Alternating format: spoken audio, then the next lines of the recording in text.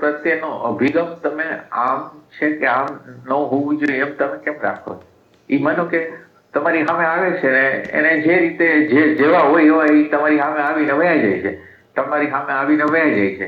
તમને પ્રોબ્લેમ શું તમે કરો? તમે એના પ્રત્યે પ્રોબ્લેમ કેમ કરો છો કે આમ શું છે કેમ છે? ખાલી તમારે જે કરવાનું છે એ સેપરેશન જ કરવાનું છે. તમારે એને ચેન્જ નથી કરવાનું. સેપરેશન નો અર્થ શું થાય?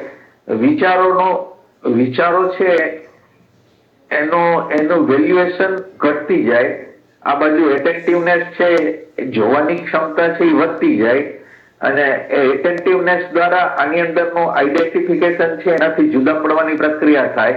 એટલે જેટલું અંશે જોનાર વધારે પ્રગટ થતો જાય એમ આની વેલ્યુ પાછી ખેંચાતી જાય તો તટસ્થ ઓબ્ઝર્વર આવશે.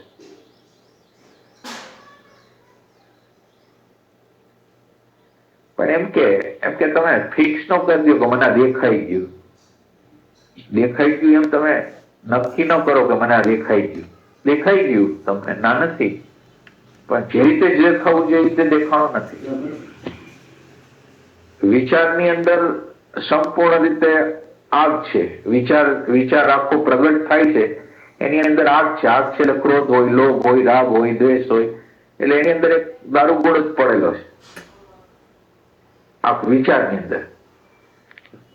અંદર એ દારૂગોળો છે કે જે રાગાત્મક જ થઈ ગયો છે, દ્વેષાત્મક જ થઈ ગયો છે, એ ટાઈપનો દારૂગોળો.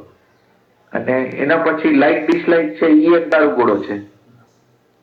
હવે આ બે વસ્તુ વહી ગઈ ને એક વિચારથી તમે અલગ પડી ગયા અને લાઈક ડિસલાઈક થી અલગ પડી ગયા, એટલે એની અંદરના દારૂગોળા નીકળી ગયા.